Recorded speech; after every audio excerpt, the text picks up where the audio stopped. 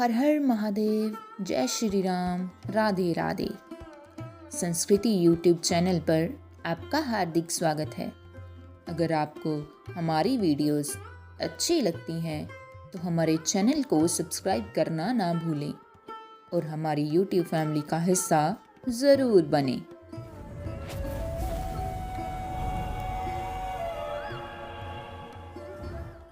दोस्तों, आज हम श्रवण करेंगे कार्तिक मास महात्मी कथा का 34वां अध्याय। ऋषियों ने पूछा, हे सूची, पीपल के वृक्ष की शनिवार के अलावा सप्ताह के शेष दिनों में पूजा क्यों नहीं की जाती? सूची बोले, हे ऋषियों, समुद्र मंथन करने से देवताओं को यो रत्न प्राप्त हुए। उनमें से देवताओं ने लक्ष्मी और कौस्तुभमणि भगवान विष्णु को समर्पित कर दी थी। जब भगवान विष्णु लक्ष्मी जी से विवाह करने के लिए तैयार हुए तो लक्ष्मी जी बोली, हे प्रभु, जब तक मेरी बड़ी बहन का विवाह नहीं हो जाता तब तक मैं छोटी बहन आपसे किस प्रकार विवाह कर सकती हूँ। इसलिए आप पहले मेरी बड़ी बहन का विवाह करा दें, उसके बाद आप मुझसे विवाह कीजिए। यही नियम है जो प्राचीन काल से चला आ रहा है। सूची ने कहा, लक्ष्मी जी के मुख से ऐसे वचन सुनकर भगवान विष्णु ने लक्ष्मी जी की बड़ी बहन का विवाह उदालक ऋषि के साथ संपन्न करा दिया। लक्ष्मी जी की बड़ी बहन अलक्ष्मी जी बड़ी कुरूप थी।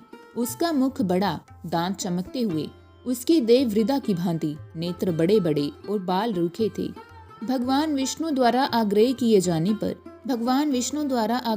जाने पर ऋषि उदालक उससे विवाह करके उसे वेद मंत्रों की ध्वनि से गूंजाते हुए अपनी आश्रम ले आए। वेद ध्वनि से गूंजित हवन के पवित्र धुएं से सुगंधित उस ऋषि के सुंदर आश्रम को देखकर अलक्ष्मी को बहुत दुख हुआ। वे महर्षि उदालक से बोली, चूंकि इस आश्रम में वेद ध्वनि गूंज रही है, इसलिए ये स्थान मेरे रहने योग्य नहीं है, इसलिए आप मुझे यहाँ से अन्यत्र ले चलिए। उसकी बात सुनकर महर्षि उदालक बोले, तुम यहाँ क्यों नहीं रह सकती और तुम्हारे रहने योग्य अन्य कौन सा स्थान है, वह भी मुझे बताओ। लक्ष्मी बोली, जिस स्थान पर वेद की ध्वनि होती है, अतिथियों का आदर सत्कार किया जाता है, यज्ञ आदि होते हों, ऐसे स्थान पर मैं नहीं रह सकती। जिस स्थान पर पति पत्नी आपस में प्रेम से रहते हों, पितरों के निमित्त यज्ञ होते हों, देवताओं की पूजा होती हो, उस स्थान पर भी मैं नहीं रह सकती। जिस स्थान पर वेदों की ध्वनि ना हो, अतिथियों का आदर सत्कार ना होता हो, यज्ञ ना होते हों, पति पत्नी आपस में कलेश करते हों, पूज्य वृद्धों, सत्य पुरुषों तथा मित्रों का अनादर होता हो, जहाँ दुराचारी, चोर, परिस्त्रीगामी मनुष्य निवास करते हों, जिस स्थान पर गायों की हत्या की जाती हो, मद्यपान, ब्रह्म हत्या आदि पाप होते हों, ऐसे स्थान पर मैं प्रसन्नता पूर्वक निवास करती हूँ। सूची बोले, अलक्ष्मी के मुख से इस प्रकार के वचन सुनकर उदालक का मन खिन्न हो गया। वे इस बात को सुनकर मौन हो गए। थोड़ी देर बाद वे बोले कि ठीक है, मैं तुम्हारे लिए ऐसा स्थान ढूंढ दूंगा।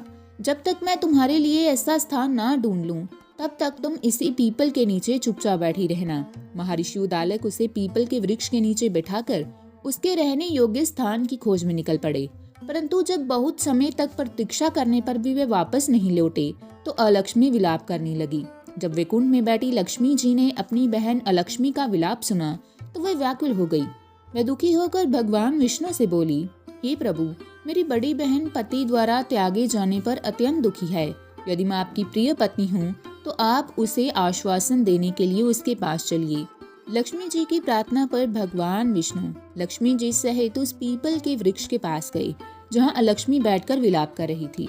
उसको आश्वासन देते हुए भगवान विष्णु बोले, हे लक्ष्मी, तुम इसी पीपल के वृक्ष की जड़ में सदैव के लिए निवास करो, क्योंकि इसकी उत्पत्ति मेरे ही अंश से हुई है और इसमें सदैव मेरा ही निवास रहता है। प्रत्येक वर्ष गृहस्थ लोग तुम्हारी पूजा करेंगे और उन्हीं के घर में तुम्हारी छोटी बहन का वास होगा।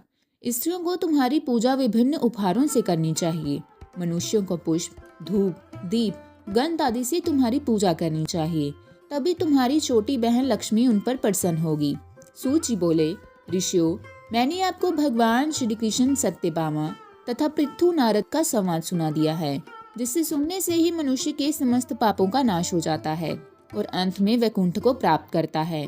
यदि अब भी आप लोग कुछ पूछना चाहते हैं तो अवश्य पूछिए, मैं उसे अवश्य कहूँगा। सूजी के वचन सुनकर शौनक आदि ऋषि थोड़ी देर तक प्रसन्नचित्त वहीं बैठे रहे। तत्पश्चात वे लोग बद्री नारायण जी के दर्शन हेतु चले गए।